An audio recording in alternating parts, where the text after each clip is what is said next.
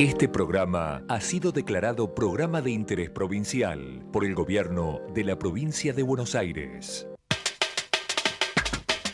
Auspicia este programa la Federación Odontológica de la Provincia de Buenos Aires.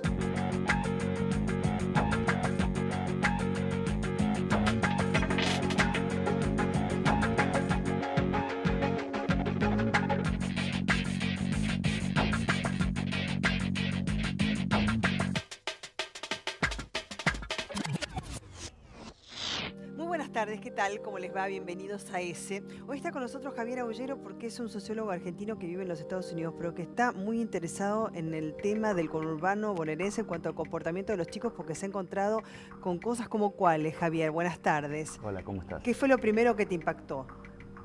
Los niveles de violencia a los que están expuestos estos chicos, digamos, cotidianamente, y los distintos tipos de violencia a los que están expuestos, desde violencia institucional, pero también violencia interpersonal, violencia pública, digamos, relacionadas a homicidios o a robos, etcétera, etcétera. ¿Y qué te llevó a este estudio en particular en el conurbano? A este estudio nos llevó el intento de reproducir un estudio sobre sufrimiento ambiental que yo había realizado hace unos años, con la idea de ver cómo se percibía el medio ambiente, pero rápidamente los chicos, los que nos empezaron a devolver, eran historias de violencia, no tanto historias sobre cómo se vive en un medio ambiente altamente contaminado, sino cómo se vive en un medio ambiente en el que los tiros, los puños, son cotidianos los y habituales cuando no debiesen ser. Así Los es. niños tienen que vivir su niñez. Es violencia contra ellos, interpersonal entre ellos, y violencia hacia ellos mismos, ¿no es cierto? Falta de autoestima y demás. Bueno, avanzamos sobre el tema.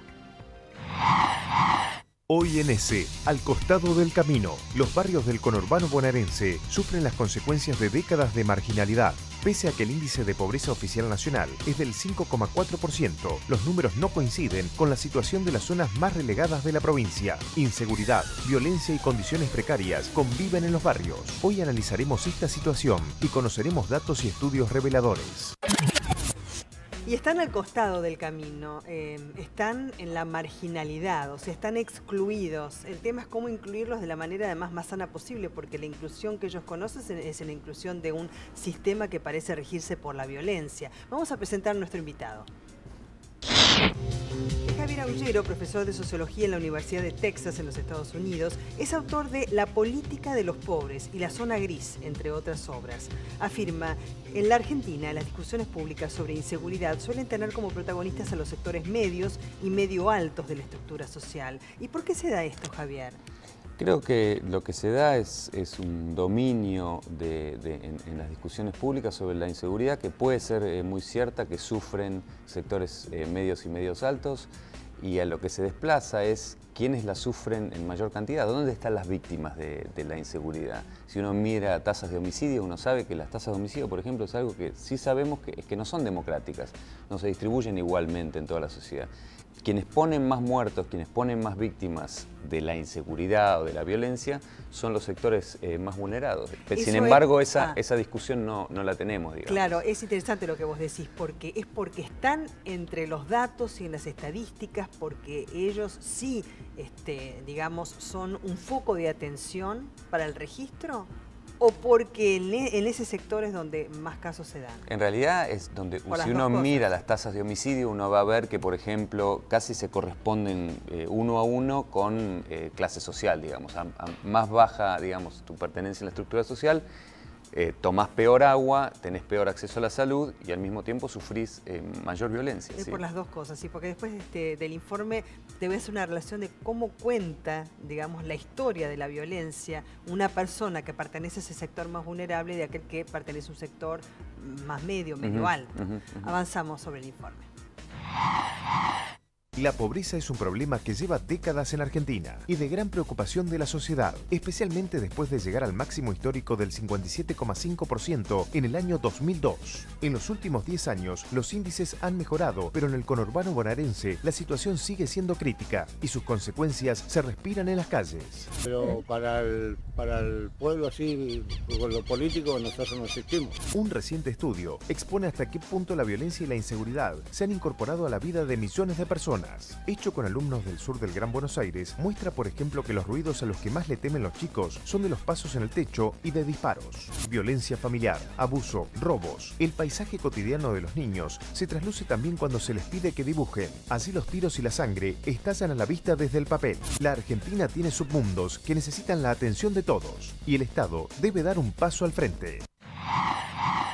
Bueno, Javier Aullero, que está con nosotros, ha trabajado con María Fernanda Berti, que es una docente del conurbano bonaerense. El libro se llama La violencia en los márgenes. Este es el estudio al que nos vamos a centralizar ahora, ¿no? Porque, digamos, focalizaste la atención en este ámbito y, digamos, ¿qué es lo que te llevó como sociólogo a hacer un análisis y qué conclusiones básicas sacaste?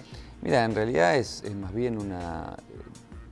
Lo que me llevó a hacer este trabajo es haber detectado muy tempranamente en el estudio que lo que se estaba generando es una especie de trauma colectivo, digamos. Alguien que sufre cotidianamente distintos tipos de violencia dentro de la casa y fuera de la casa, es difícil que salga intacto de esa situación.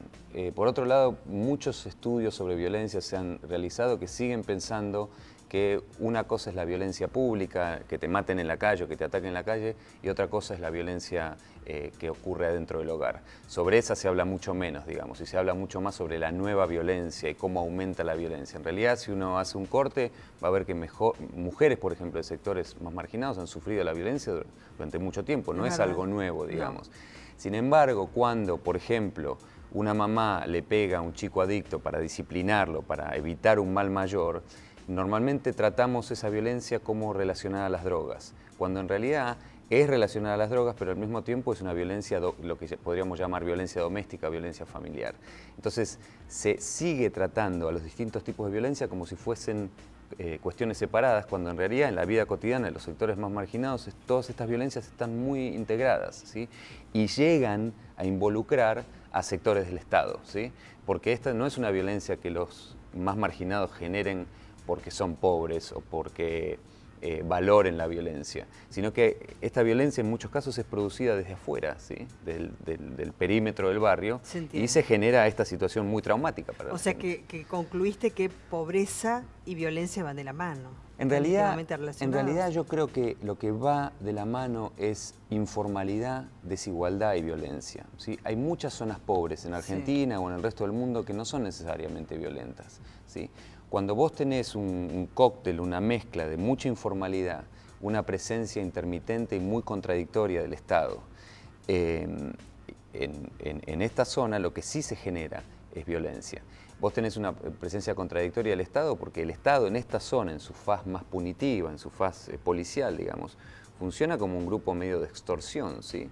En el sentido de que no solo reprime el crimen, sino que lo produce. ¿Hay una resignación de la violencia para aquel que la padece desde muy pequeño? No, yo creo que hay habitualidad. Si hubiese resignación, no tendríamos los dibujos que tenemos de los chicos, ¿sí? Si hubiese acostumbramiento, cuando alguien está acostumbrado, alguien deja de notar, ¿sí? Nosotros no notamos un montón de cuestiones porque estamos muy habituados a ellos. Pero los chicos, cuando tienen que hablar del tema, te devuelven dibujos de mucha violencia. Ellos casi compulsivamente hablan del tema. Claro, es la habitualidad, porque por mi experiencia como periodista también me ha pasado, yo digo, cuando vos estás en contacto con gente que vive en la marginalidad y que tiene, digamos, vive en esa habitualidad, digamos, la violencia, que no debe por qué padecerla, cuando te cuentan una situación que tiene que ver, por ejemplo, con un tema policial, vos hacés la entrevista, ¿no? No hablemos de un niño, ¿no? Que debe ser protegido, digamos, ante los medios de comunicación. El adulto. El otro te dice, sí, mataron a mi hermano acá a la vuelta, ¿vio, señora, acá a la vuelta, esa casita blanca? Lo mataron hace unas horas. Vos decís,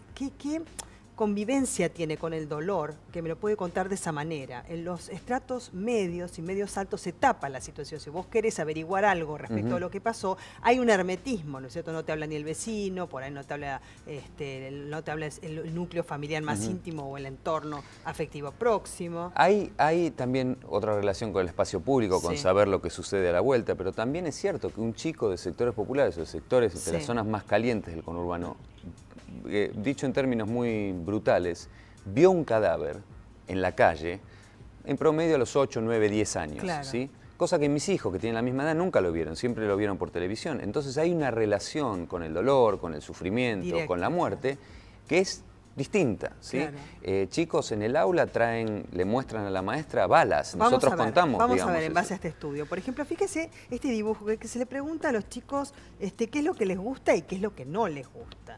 Bueno, ¿qué es lo que contesta cuando le preguntan? Que como cualquier chico en este país les gusta jugar a la pelota, y lo que no les gusta del barrio es vecinos tirándose tiros, vecinos peleándose, vecinos, digamos, acuchillándose. O sea, les gusta ser un niño, pero está bueno que no les guste aquello que ven y que les es habitual. Justamente, y eso lo que nosotros quisimos resaltar, para no poniendo los dibujos negativos exclusivamente, es que los sectores más marginados quieren las mismas cosas que querés vos y que quiero yo. O sea, el niño que vive en esta situación de violencia diaria quiere ser un niño y quiere vivir en paz, ¿no?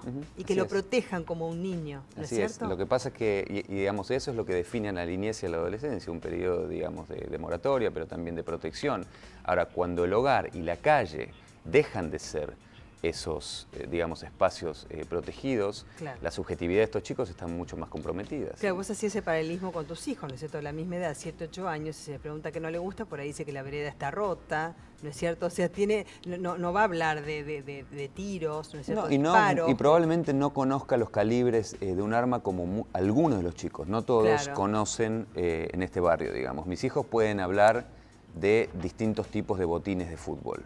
Ellos pueden hablar de distintos tipos de calibres de armas. Y respecto del estudio que realizaste, también vemos que los chicos dibujan esto, que tiene que ver con los disparos, con la violencia. Es un caso puntual, ¿no? Porque quizás reflejan lo que ellos conocen, vieron o les contaron, ¿no? Y con lo que tienen que convivir cotidianamente. Tienen que convivir cotidianamente no solo con los raids de la policía, sino con la cárcel. A diferencia de hace 20, 25 años, hoy la cárcel en los sectores populares es una institución casi de la vida cotidiana, ¿sí? O porque alguien tiene a alguien preso, o porque lo va a visitar, o porque está por salir. ¿Y no tiene miedo de que algún familiar vaya preso? Más que miedo, te diría que tienen otra vez cierta relación cotidiana. Eso es algo que sucede. Claro, y sucede y puede pasar. Entonces la relación cotidiana también es respecto de las armas, por ejemplo. Fíjense en esta placa, como un chico puede diferenciar perfectamente un calibre de otro. Esta es una 22, le muestra Chaco a Fernanda. A los 13 años ya sabe distinguir. Son muy distintas. Mi tío tiene una 22. Yo a veces voy con él cuando sale a afanar. O sea, él va y sabe, digamos, que el tío va a afanar con la 22, ¿no es cierto? Y conocen y no es que necesariamente se resignan a esto, sino que esto es el orden de las cosas, ¿sí? ¿Y cree que también para sí mismo va a ser el orden de las cosas cuando sea adulto? En algunos casos, los chicos más expuestos en relaciones familiares a la criminalidad, sí, y nos dijeron, señor, un día me va a ver en la tele, me va a matar la policía cuando robe un banco, digamos. Pero hay una variación, no todos estos chicos, digamos. Hay niveles de relación y niveles de habitualidad, desde la criminalidad hasta con la violencia, que hace pensar de que no necesariamente todos los que sufren, ¿sí? No son todos los que sufren violencia, pero también o se sufre, o se escucha, o se ve, ¿sí? Niveles de violencia que otros sectores de la sociedad no ven, solo ven por la tele, digamos. ¿Y qué contestan los chicos cuando ustedes les preguntan cuáles son los ruidos, los sonidos a los cuales ustedes más les temen? Cuando hacíamos ese ejercicio y Fernanda les preguntaba la enorme cantidad de ruidos, digamos, más allá del ruido de las ratas, digamos, es gente caminando por el techo, ruidos de tiros, ruidos de autos cuando explotan, porque hay, digamos, hay desarmaderos de autos y después que los desarman los hacen volar por los aires. Muchos de esos ruidos están vinculados a la violencia pública. ¿Sí? Y con ellos tienen que coexistir, y no solo que escuchan, sino que en muchos casos, por ejemplo, tienen que mudarse al cuarto más seguro de la casa cuando empiezan los tiros. o poner un mueble en la puerta para evitar algún inconveniente. La enorme mayoría de esta gente no está involucrada en la criminalidad, pero la criminalidad y la violencia ponen el tono público al barrio. Lo que quiero remarcar no es que... conviven los que son violentos o los que salen a robar, que yo con aquellos que tienen un trabajo muy digno, se sacrifican muchísimo. Absolutamente, para nadie está darle de comer a sus hijos diciendo, todos los días. y no quiero no queremos que el libro se lea como argumentando que esta zona es una zona caliente y son todos criminales, porque justamente lo que queremos hacer es que la gente piense que si bien son fábricas de violencia por los altos niveles de exposición, la gente tiene cierto nivel de resiliencia y de poder lidiar con estas cuestiones. Sin embargo, y para reiterar algo que dije antes, ellos son las víctimas de la violencia. Ahora debe haber bolsones también, ¿no es cierto? Bastante por específicos. supuesto, y hay Más allá relaciones... de la convivencia también en un barrio específico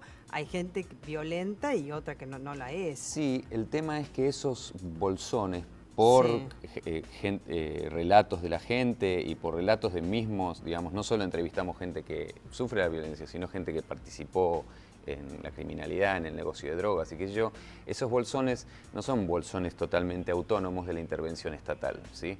Muchos de estos bolsones actúan en una connivencia muy cercana con la policía de la provincia de Buenos Aires. Sí. ¿Qué significó esta foto que está en el libro? Esta foto es la foto de con la que abrimos el libro, es la foto de la tumba de un chico de 17 años que fue asesinado, nunca supimos bien por qué, pero que grafica un poco no solo los altos niveles de exposición y el hecho de que cada vez, como nos dijo el guardia del cementerio, cada vez se mueren más jóvenes, sino los distintos tipos de violencia, muy vinculados a la informalidad y en este caso particular probablemente al tráfico de drogas. Sí. ¿Quién piensa el niño que lo contiene, teniendo en cuenta que está en una casa donde quizás el padre le pegue a la madre, se le pegue a él también, vea el maltrato doméstico en otras casas, piense que eso sea también lo habitual, ¿no?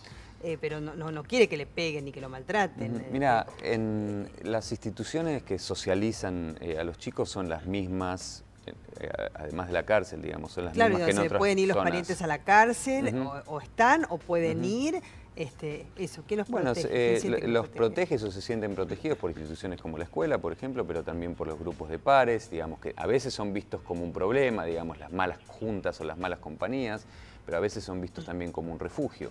Entonces, si bien... ¿Qué es una maestra con toda esta problemática, no?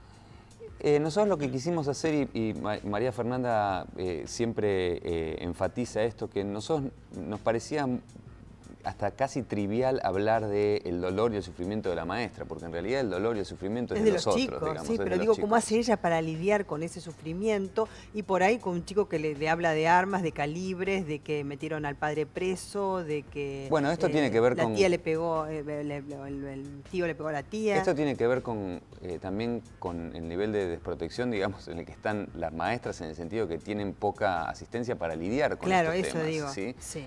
Porque, digamos, hay una orientadora social, digamos, pero debería haber mucha más presencia de ese tipo de mediaciones de conflicto, de terapia de familia, etcétera, etcétera, que en la escuela no hay. Lo que hacen es lo que hacemos todos, tratar de seguir, digamos, a pesar de todo. Digamos. En los últimos 10 años se ha crecido, se ha mantenido, ¿qué ha pasado con los niveles de marginalidad y Mira, pobreza, nosotros violencia? estudiamos el tema en este barrio en particular, que es un barrio, una zona, digamos, que contiene una villa, un asentamiento y un ex barrio obrero, una zona de 170.000 personas, y en términos exclusivamente de la tasa de homicidios, esto es de violencia pública, desde el año 2002 hasta el año 2010, la tasa de homicidios creció un 780%. O sea, es un crecimiento muy impresionante que no es acompañado por el crecimiento demográfico, es un crecimiento real. Claro. Hay otras formas de violencia que es imposible medirlas. Por ejemplo, violencia contra mujeres o violencia dentro del hogar, es muy difícil saber si que ha crecido o no. Lo que sí es que sigue existiendo, ¿sí? ¿Cómo, digamos, se explica esto? Se supone que los niveles de pobreza bajaron. Porque en realidad la relación entre pobreza y violencia es una relación muy débil. Lo que mejor explica en Argentina y en cualquier lado del mundo el incremento o el decrecimiento de la violencia no es la pobreza, sino es la informalidad, o mayor o menor informalidad, claro, y es la economía ilícita de las drogas. No porque, otra vez, la imagen que el público tiene es el chico que tomó algo y va y te va a asaltar, digamos. Eso ocurre.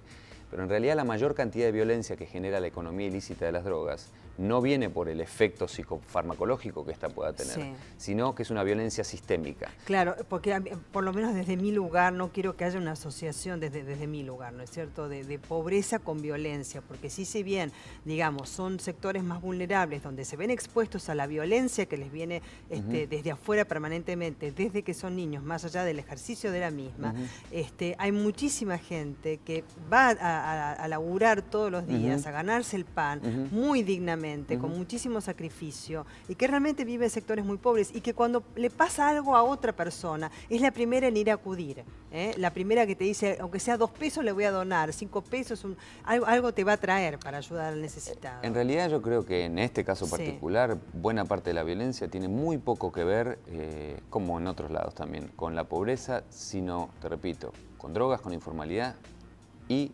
con uno de los principales productores de la violencia, que es el propio Estado. Tiene que ver, digo, no siempre, para que no haya siempre, esa pero en asociación. general, digamos, uno sabe que mayores niveles de pobreza no acompañan a mayores niveles de violencia, digamos, en todo el mundo, en ningún lado del mundo es así. ¿Y cómo se sale de esto? Yo creo que hay varias salidas. Obviamente, ¿no? Digamos, que si en primer lugar, reconocer que esto es un problema, ¿sí? Si nuestra apuesta con haber publicado el libro es intervenir en el sentido de que se empiece primero a hablar de esto, ¿sí? En segundo lugar, me parece que sí hay una relación entre la economía ilícita de las drogas y la informalidad y la violencia, hay que operar en esa tríada. Pero en términos mucho más concretos, no puede ser que si la violencia, como nosotros argumentamos en el libro, está integrada y está encadenada, no puede ser que la mamá de un adicto tenga que viajar 1 hora hacia un lado para tratar la adicción de su hijo y 1 hora hacia otro lado para tratar de mediar que el marido no le pegue más. No, ¿sí? no. Porque además efectivamente... No puede hacerlo. El Estado tiene que estar presente, digamos, en el la ayuda tratamiento tiene que estar ahí, desde digamos, de manera integrada. Javier, muchísimas gracias por el acercamiento a este tema y bueno, con más profundidad está el libro para los que quieran y bueno, desde ya acercar también soluciones, ¿no? A aquellos que puedan hacerlo. Muchas gracias. Gracias a vos. Vamos a un auspicio. Auspicia este programa la Federación Odontológica de la Provincia de Buenos Aires. La Federación Odontológica de la Provincia de Buenos Aires ha presentado un plan junto con el IOMA para ayudar a las embarazadas, ¿no? En este tránsito tan feliz, tan lindo, pero en el cual hay que evitar complicaciones. La Federación Odontológica de la Provincia de Buenos Aires ha comenzado junto al IOMA una campaña de cuidado de la salud dental de las embarazadas. El acto inaugural se realizó en La Matanza con la presencia del director ejecutivo de FODBA, Roberto Rossi, y el presidente de IOMA, Antonio La Escaleya. Bueno, va a ser un trabajo integral que va a contemplar aspectos que tienen que ver con la salud bucal, pero que tienen repercusión también en la salud general de la embarazada y un poco tiene que ver con esto de hablar sobre los mitos y verdades del embarazo y que también para nosotros la salud bucal empieza del primer momento de vida. Una futura mamá con problemas en sus piezas dentarias puede traer consecuencias notables en la salud del niño, hasta partos prematuros. Bueno, es un paso más sobre la salud bucal. Nosotros tenemos todo un programa desarrollado con FODBA y con SOL, en particular sobre todo la salud bucal de nuestros afiliados. Este era un capítulo que todavía nosotros no habíamos desarrollado y que gracias al intercambio que hemos tenido con FODBA pudimos poner en marcha el lanzamiento. El consultorio móvil de la FODBA se hizo presente en la Plaza Hipólito Yrigoyen del partido de Isidro Casanova, donde atendieron gratuitamente a embarazadas y se les brindó información para el cuidado de su boca y la de su futuro hijo. Es una parte muy importante de la salud bucal, ya sea en el niño, ya sea en la embarazada o en cualquier otro. Y realmente es muy importante que nos integremos para trabajar sobre esto. El objetivo en prevención y promoción es salir de los muros y buscar a los pacientes. En este caso, con la Federación Odontológica, salimos a buscar a las embarazadas y que se pueda trabajar en conjunto con ellos es fundamental. Y la importancia de esto es el cuidado de los hábitos odontológicos en el embarazo y en la lactancia. El evento continuó con una charla didáctica a cargo de la doctora Yolanda Colombo sobre la importancia del cepillado y las atenciones a tener en cuenta. Desde la Federación saben que hay mucho trabajo por hacer y este es solo el comienzo. Ojalá que todas las campañas puedan tener la participación que tenemos el día de hoy. Creo que uno cuando toma el conocimiento se transforma en un portador de un mensaje, casi como un agente sanitario. La prevención es el procedimiento de mayor rédito terapéutico y económico también. Y en términos de política de Estado, creemos que el Estado a la larga se va a ahorrar un montón de dinero si hoy invierte en salud. Una óptima salud bucal ayuda a lograr un embarazo sano y generar conciencia dentro de la familia. Es en lo que siempre ponemos la atención, ¿no es cierto?, en lo que es la prevención, que es fundamental en materia de salud. Para la salud de las embarazadas y la salud también del niño que llevan en su vientre, que está por nacer desde ya. Nos reencontramos el próximo miércoles a las 18:30 por metro, como siempre. Gracias.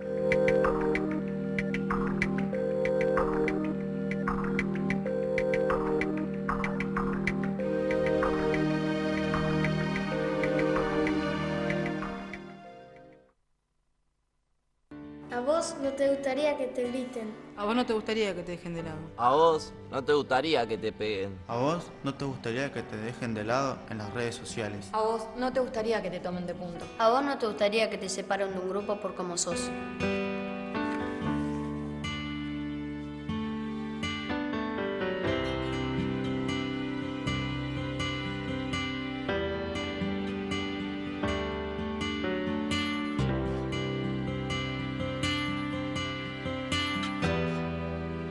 Si conoces algún caso de acoso, háblalo con tus compañeros, tus docentes y decilo en tu casa. La escuela y tu familia serán los primeros en dar contención y apoyo. Mejor compartir y que no importen las diferencias. Frenemos el acoso. www.me.gov.ar. Cuando construimos un paso bajo nivel, estamos haciendo mucho más que una obra y un túnel. Estamos creando nuevos espacios verdes, mejorando la seguridad vial e iluminando los barrios. Con la ayuda de AUSA Autopistas Urbanas, estamos uniendo la ciudad. Buenos Aires Ciudad, en todo estás vos. Si ves o sabés algo, llama al 911. También podés enviar fotos o videos por MMS o por mail. La seguridad la hacemos entre todos. Más seguridad en Morón, más cámaras y alarmas, nuevos patrulleros y móviles de seguridad ciudadana, más iluminación en la vía pública, más espacios recuperados. Trabajamos por una ciudad más segura. Secretaría de Seguridad Ciudadana, Municipio de Morón. Evadir ingresos brutos es menos ambulancias en los hospitales, menos policías en las calles y menos equipamiento en las aulas. Ley Penal Tributaria. Pagar es la única opción. ARBA. IOMA, más cerca. Te ofrecemos la más completa cobertura en internación, consultas médicas, odontología, estudios de diagnóstico, prótesis y medicamentos. Libre elección entre los prestadores más jerarquizados de la provincia. IOMA, más cerca.